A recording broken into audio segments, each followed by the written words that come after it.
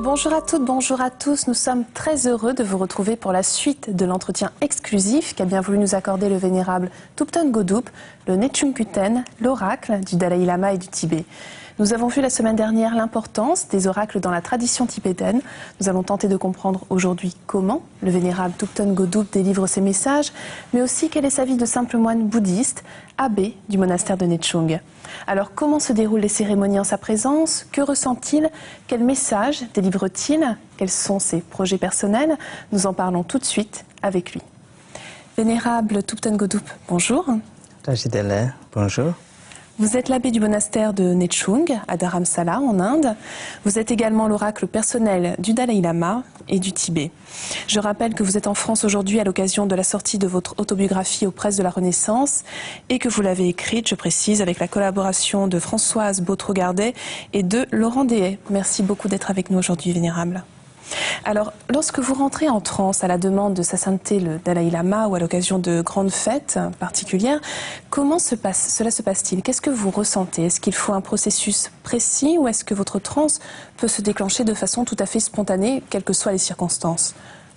Alors en fait, il y a deux cas de figure. Il y a le premier cas de figure qui est le plus courant en fait, qui demande pour que la divinité en fait puisse investir quelque part le médium. Donc pour que ceci puisse se produire, il doit y avoir tout d'abord une préparation rituelle qui commence depuis le matin, qui passe par les différentes phases d'habillage. Il y a tout un rituel qui est appelé le rituel d'invocation, voire d'invitation, pour que la divinité, le protecteur, donc Dorje Daden, eh bien, descende en le médium.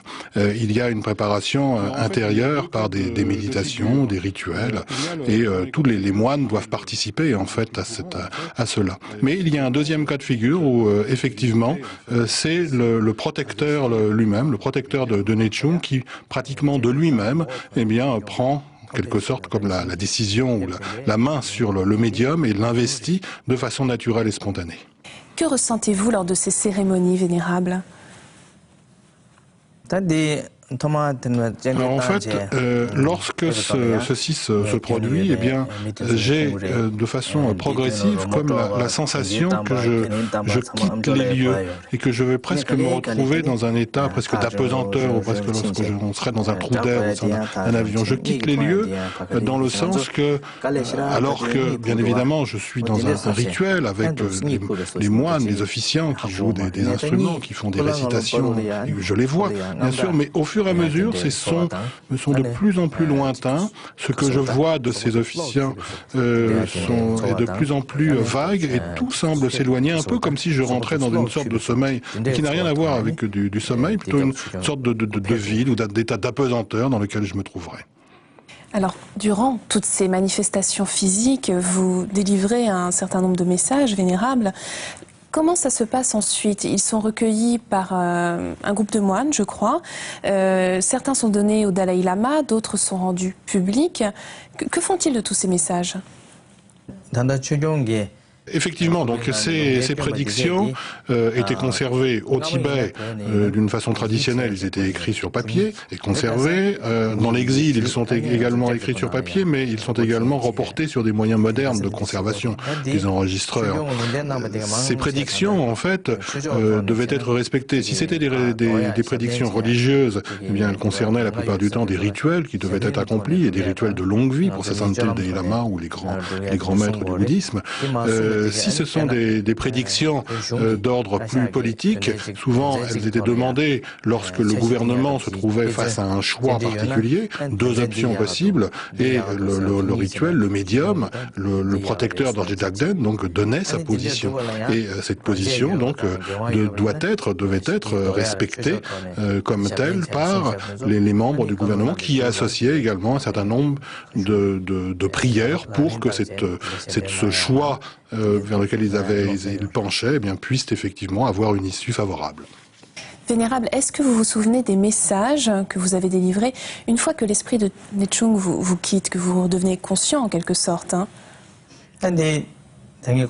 Alors effectivement, durant la phase où le protecteur de Togyo Daden m'investit en quelque sorte, durant cette phase, je tombe moi-même dans un état proche de l'inconscience, comme je vous l'ai expliqué tout à l'heure, un peu comme si je rentrais dans une phase de sommeil profond. Et lorsque le rituel est terminé, eh bien effectivement, cette sorte de sommeil se poursuit pour un temps qui peut aller de quelques minutes à une heure ou deux ou plus longtemps. Et lorsque, au fur et à mesure, je commence à reprendre mes esprits, si je peux dire, eh bien, des fois, j'ai un vague souvenir, mais c'est un peu le même cas de figure que lorsque vous vous réveillez après avoir fait quelques rêves pendant votre nuit.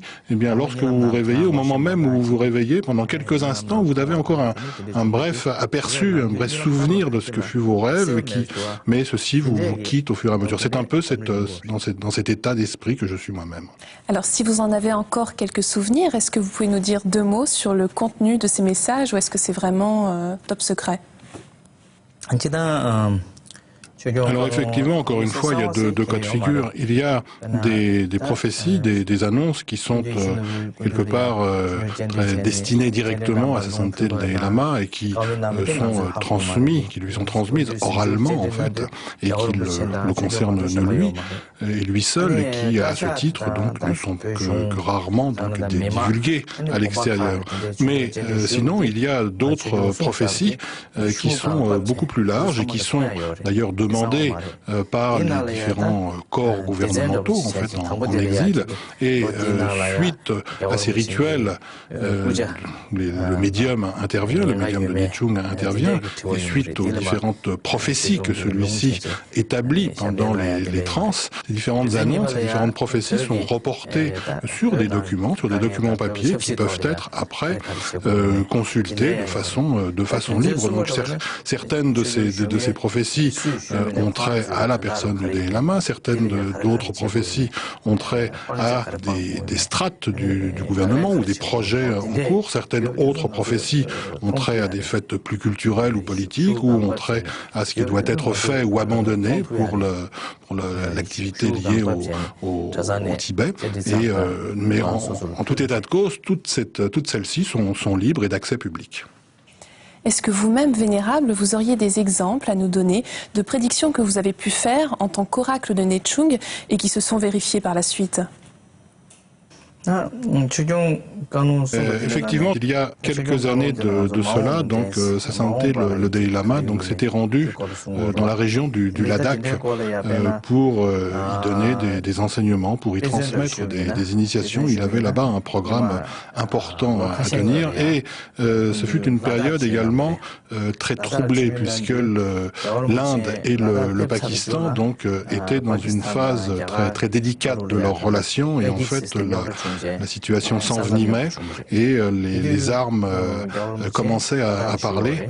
Et le gouvernement de Dharamsala, le gouvernement tibétain en exil, fit une requête d'un rituel du protecteur en fait de Nechung pour connaître un peu sa position concernant en fait le retour de Sa Sainteté le Dalai Lama à Dharamsala, si celui-ci devait se faire par les airs, si celui-ci devait se faire par les terres, etc. Il y avait des risques très importants, puisque la région du Ladakh se trouvait dans la zone très proche de la zone de conflit. Et un rituel du protecteur de Nechung fut mis en place, et celui-ci répondit en fait qu'il n'y avait pas réellement de risque, et que en fait le gouvernement indien, dans sa grande bienveillance, allait se charger de faire en sorte que Sa Sainteté le Dalai Lama puisse continuer son programme et revenir tranquillement en fait à Dharamsala. Donc en fait les risques très amoindris avaient été annoncés comme tels par l'oracle de Nechung. À quelle fréquence, Vénérable, Sa Sainteté le Dalai Lama vous consulte-t-il? Est-ce qu'il y a des occasions précises où il vous demande d'accomplir un rituel? À quelle fréquence vous consulte-t-il? En fait, non, il n'y a pas de fréquence établie ou de calendrier particulier en fait quant à la tenue de ces rituels dans lesquels donc sont évoqués en fait le protecteur d'Orje Dragden, le protecteur de Nechung. Mais en fait, ces rituels se produisent à des dates spécifiques du calendrier tibétain ou du calendrier propre au gouvernement tibétain en exil, au Kashak, et en fonction des mois, par exemple, il va se tenir un de ces rituels dans le 10e jour du premier mois dans le calendrier tibétain, ou à d'autres moments importants pour chacun des monastères, chacun des grands collèges monastiques qui font la requête, ou à au moment qui marque le passage des différentes saisons et autres. Donc c'est surtout en fonction de dates qui s'inscrivent dans le calendrier ordinaire de chacun de ces monastères ou collèges monastiques que sont organisés ou que se produisent ces rituels du protecteur de Nechung. Mais il n'y a pas une fréquence qui dit tous les mois, tous les ans, etc. Alors Vénérable, nous venons de parler de vous en tant qu'oracle du Dalai Lama, mais vous aimez aussi à dire que vous êtes un simple moine bouddhiste et vous avez entre autres la responsabilité du monastère de Nechung. Est-ce que vous pouvez nous en dire un peu plus? Comment est-ce que vous gérez son organisation? Il y a deux types d'activités qui doivent être les miennes. Il y a tout d'abord ce que me fixe ma fonction de médium, presque de médium officiel de sa sainteté le Dalai Lama ou du gouvernement tibétain, du Tibet dans sa globalité. Et à ce titre, eh bien, je dois me conformer à un certain calendrier ou à une certaine part de rituel. Il y a également une bonne part de mon activité qui est liée au monastère de Nechung lui-même. Donc le monastère de Nechung eh bien, doit être effectivement dirigé par un kempo, un abbé. Celui-ci doit obligatoirement être un moine et ne vient pas de l'extérieur. C'est la raison pour laquelle j'occupe moi-même cette fonction. Donc j'ai à charge la bonne marche du monastère. Bien évidemment, mon action ne se cantonne pas uniquement donc à ce monastère seul. Mon action eh bien, est dirigée, comme tout pratiquant du bouddhisme, envers toutes les communautés laïques, qui ont besoin d'actions d'officiants de notre sorte ou qui ont besoin de médecins qui doivent se soigner de maladies. Mon activité également me porte à l'aide que je dois donner en fait à d'autres communautés monastiques, en particulier un petit monastère qui a été créé il y a quelque temps donc dans le sud de l'Inde, qui a été reconstitué là-bas, qui pour l'instant donc est habité et peuplé d'une communauté monastique assez réduite de à peu près 25 moines, et j'ai à charge donc eh bien de les entretenir, de les nourrir, de soutenir cette communauté monastique. Donc en bref, l'activité de l'abbé est à la fois interne au monastère, mais également se diffuse à l'extérieur. Merci infiniment, Vénérable, de nous avoir accompagnés durant ces 2 émissions et de nous avoir fait partager votre expérience. Merci beaucoup. Merci, madame. Pour terminer cette émission, voici quelques livres que vous pouvez vous procurer. Tout d'abord, je vous rappelle l'ouvrage de notre invité, écrit en collaboration avec Françoise Beautregardet et Laurent Deshaies, sur lequel nous nous sommes basés pour préparer cette émission, Nechung, l'oracle du Dalai Lama, publié aux Presses de la Renaissance.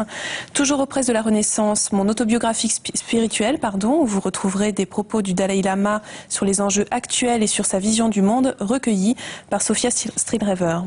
Et enfin, Le pouvoir de la bonté de sa sainteté le Dalai Lama, préfacé par Mathieu Ricard, publié aux Presses du Châtelet. C'est la fin de notre émission. Vous pouvez la retrouver sur le site internet de France 2 en cliquant sur la rubrique Tous les programmes et Chemin de la foi. Merci à tous de votre fidélité. Je vous souhaite une très belle semaine. À dimanche prochain.